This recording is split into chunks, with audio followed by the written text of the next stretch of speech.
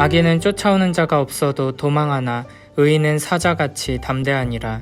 나라는 죄가 있으면 주관자가 많아져도 명철과 지식 있는 사람으로 말미암아 장구하게 되느니라. 가난한 자를 학대하는 가난한 자는 곡식을 남기지 아니하는 포구 같으니라. 율법을 버린 자는 악인을 칭찬하나 율법을 지키는 자는 악인을 대적하느니라. 악인은 정의를 깨닫지 못하나 여호와를 찾는 자는 모든 것을 깨닫느니라. 가난하여도 성실하게 행하는 자는 부유하면서 굽게 행하는 자보다 나으니라. 율법을 지키는 자는 지혜로운 아들이요 음식을 탐하는 자와 사귀는 자는 아비를 욕되게 하는 자니라.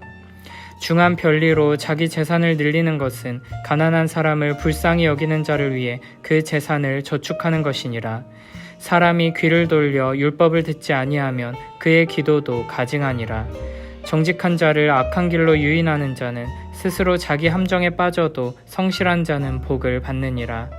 부자는 자기를 지혜롭게 여기나 가난해도 명철한 자는 자기를 살펴 아느니라. 의인이 득이하면 큰 영화가 있고 악인이 일어나면 사람이 숨느니라. 자기의 죄를 숨기는 자는 형통하지 못하나 죄를 자복하고 버리는 자는 불쌍히 여김을 받으리라. 항상 경외하는 자는 복되거니와 마음을 완악하게 하는 자는 재앙에 빠지리라. 가난한 백성을 압제하는 악한 관원은 부르짖는 사자와 줄인 곰 같으니라.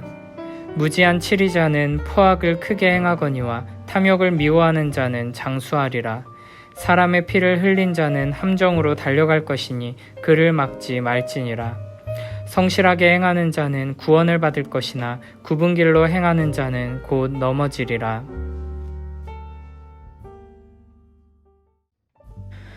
잠언 28장과 29장은 주로 의인과 악인의 문제를 다룹니다.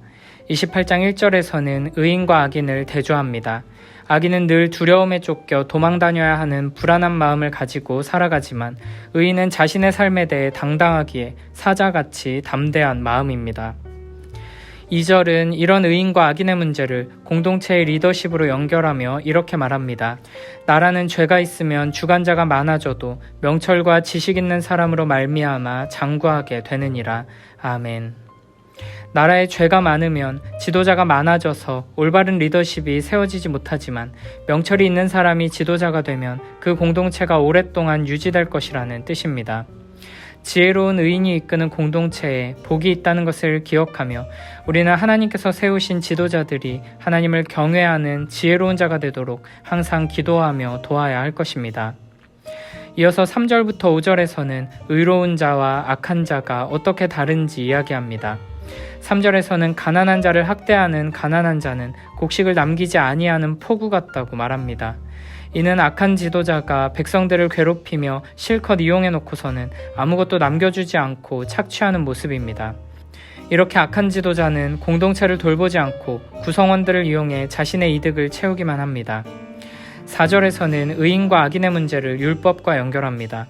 율법을 버린 자는 악인을 칭찬하나 율법을 지키는 자는 악인을 대적하느니라. 아멘. 율법을 버린 자는 하나님의 말씀을 무시하는 자, 하나님의 지혜를 따르지 않는 자를 말합니다. 이렇게 율법의 기준을 버린 자들은 세상의 기준에 따라 악인들을 칭찬하고 높입니다. 이 세상은 이렇게 악인들과 악인을 칭찬하는 악인들로 가득합니다. 그러나 율법을 지키는 자들은 이와 같은 악인들을 대적하며 살아갑니다.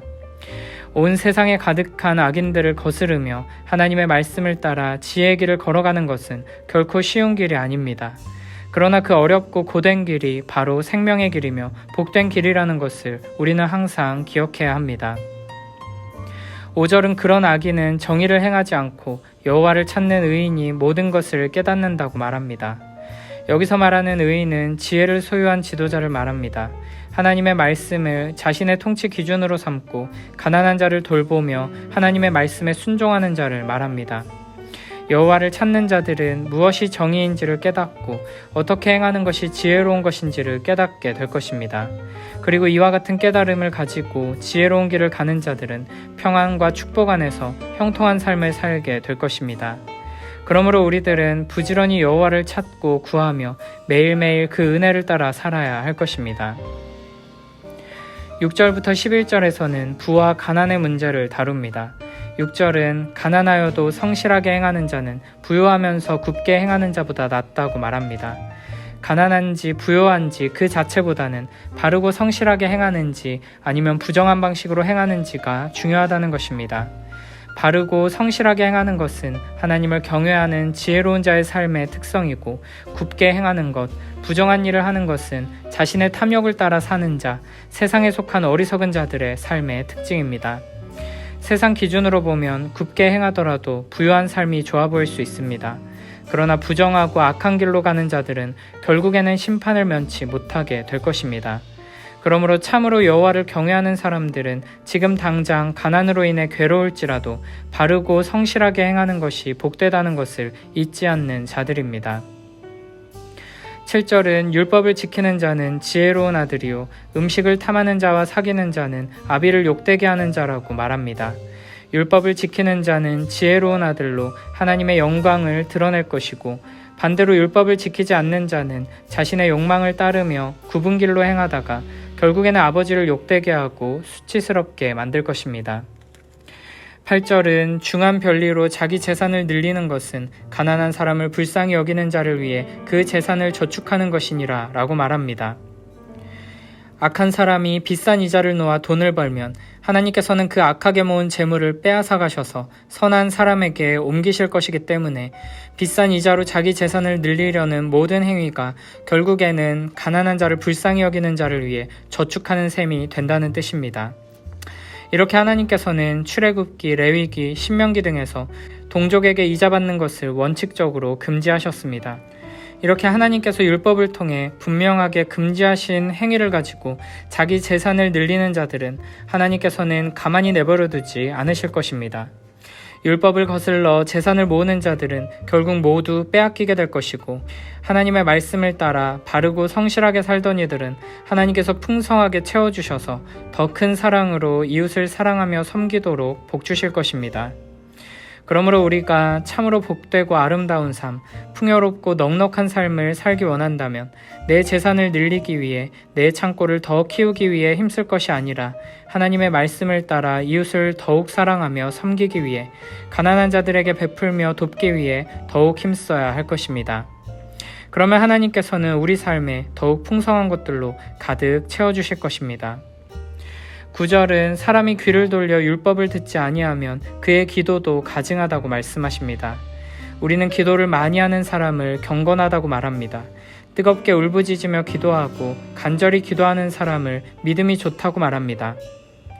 하지만 하나님의 말씀을 귀 기울여 듣지 않고 하나님의 말씀대로 순종하는 삶이 없이 하는 기도는 하나님께서 기뻐받지 않으실 뿐 아니라 역겹게 여기신다는 것을 알아야 합니다. 우리는 하나님께 무언가를 요구하기에 앞서 하나님의 말씀에 귀 기울이는 태도를 지녀야 합니다.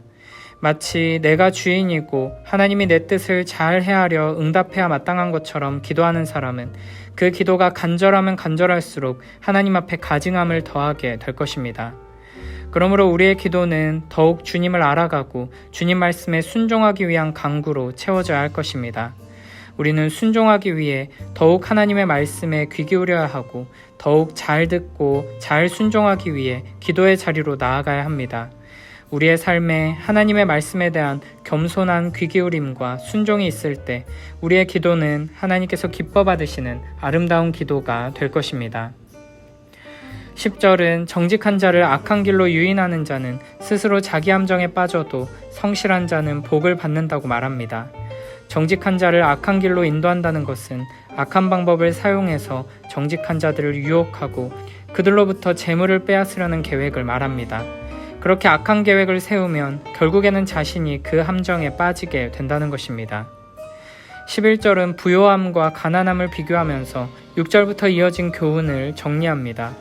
부자는 자기를 지혜롭게 여기나 가난해도 명철한 자는 자기를 살펴 아느니라. 아멘. 부자는 스스로를 지혜롭게 여기는 어리석음에 빠지기 쉽습니다. 하나님의 은혜로 부요함을 누리게 되었음에도 불구하고 오로지 자신의 능력과 노력으로 부요함을 얻어냈다고 생각하게 되는 것입니다. 앞서 26장 12절에서는 내가 스스로 지혜롭게 여기는 자를 보느냐 그보다 미련한 자에게 오히려 희망이 있느니라 라고 말씀하셨습니다.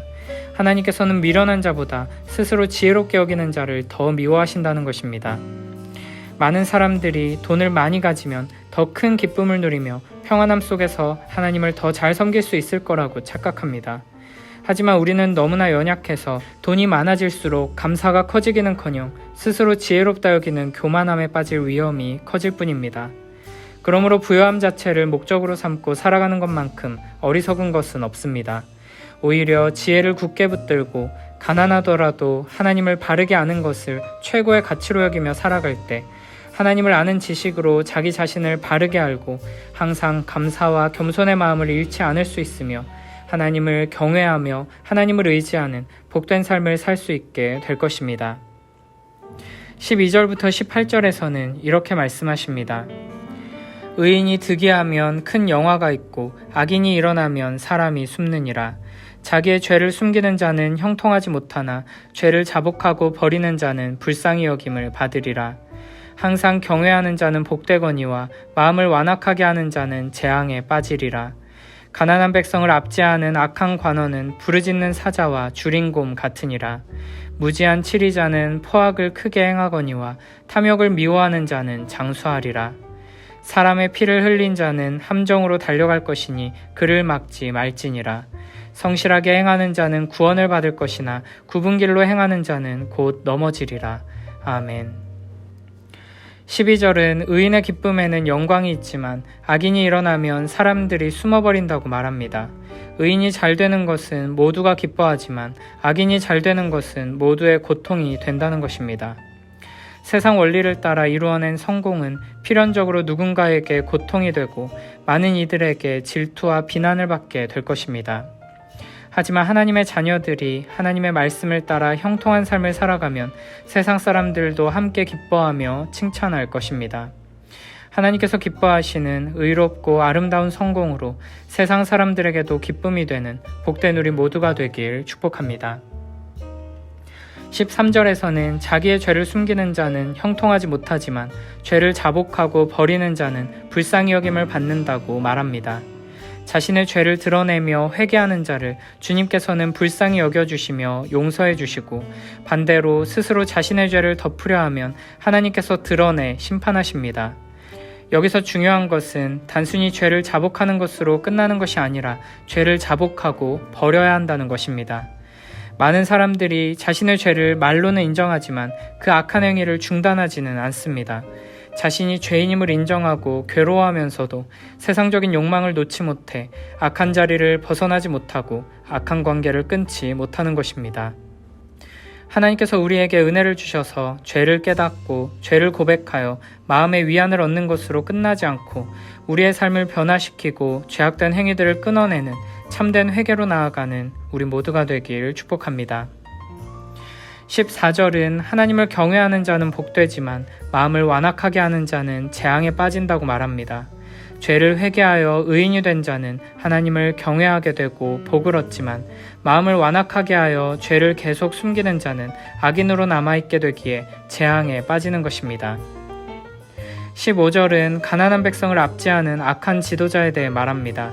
그는 먹이를 잡고 기뻐하며 으르렁거리는 사자와 같고 또한 먹이를 향해 달려드는 곰과 같아서 가난한 백성들의 재물을 빼앗으려고 쉬지 않고 노력합니다. 16절은 이런 악인을 무지한 치리자라고 표현합니다.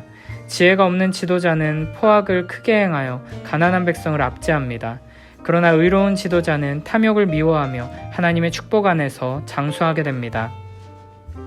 17절은 이어서 악한 지도자의 모습을 다시 한번 묘사합니다. 사람의 피를 흘린 자는 사람의 피를 흘려 죄책감을 느끼는 사람을 말합니다. 그런 사람은 함정을 향해 스스로 달려가는 사람입니다. 죄책감에 시달리다가 스스로의 악함을 견디지 못하고 결국은 파멸을 자초하게 된다는 것입니다. 18절은 지도자들에 대한 교훈을 마무리하며 온전함 가운데 행하는 자는 구원을 받을 것이지만 굽은 길로 행하는 자는 넘어지게 된다고 말합니다. 우리는 하나님께서 우리에게 주시는 지혜의 말씀 앞을 겸손한 마음으로 귀 기울여 들어야 합니다. 온전하게 걷는 자는 구원을 받지만 굽은 길을 걷는 자는 즉시 넘어질 것입니다. 온전한 삶은 구원으로 향하게 되고 삐뚤어지고 부정직한 삶은 몰락으로 가게 될 것입니다. 그러므로 우리는 잠언의 말씀, 지혜의 가르침을 듣고 순종하여 올바른 길로 나아가기 위해 힘써야 할 것입니다.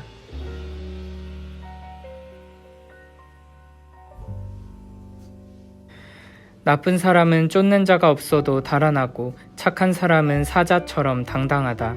나라에 죄가 많으면 통치자가 자주 바뀌지만 슬기로운 사람이 다스리면 자리가 잡힌다.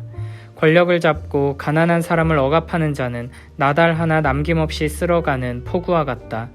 하나님의 법을 짓밟는 자는 나쁜 사람을 찬양하지만 그 법을 지키는 사람은 그런 자와 맞선다. 악한 사람은 바른 일을 알지 못하나 야훼를 찾는 사람은 모르는 것이 없다. 부정으로 재산을 모으는 것보다 가난해도 정직하게 사는 편이 낫다. 슬기로운 아들은 하나님의 법을 지키고 건달들과 어울리는 자는 아비에게 욕을 돌린다. 고리대금으로 재산을 불리는 것은 가난한 사람 도와주는 사람을 위해 저축하는 격이다. 귀를 막고 하나님의 법을 듣지 아니하면 하나님은 그의 기도마저 역겨워하신다. 바른 사람을 나쁜 길로 꿰어내는 자는 제갑한 구렁에 빠지지만 정직한 사람은 복을 받아 누린다. 부자는 제가 지혜로운 사람인 줄로 알지만 가난해도 슬기로운 사람은 그 속을 꿰뚫어 본다. 착한 사람이 세력을 잡으면 나라가 크게 빛나고 나쁜 사람이 권력을 잡으면 사람들이 숨는다. 제 잘못을 감추고 잘 될 리 없다. 제 잘못을 실토하고 손을 떼어야 동정을 산다. 늘 조심하여 살아가는 사람은 복받지만 콧대가 센 사람은 망하고 만다. 가난한 백성을 억울하게 다스리는 통치자는 울부짖는 사자요 굶주린 곰이다. 어리석은 통치자는 억압만을 일삼는다. 사욕을 멀리하는 사람은 오래 다스린다. 사람을 죽이고 쫓기는 사람은 끝내 쫓겨다니다가 무덤에 들어간다. 아무도 그를 도와주지 마라. 바르게 사는 사람은 구원을 받고 그르게 사는 사람은 함정에 빠진다.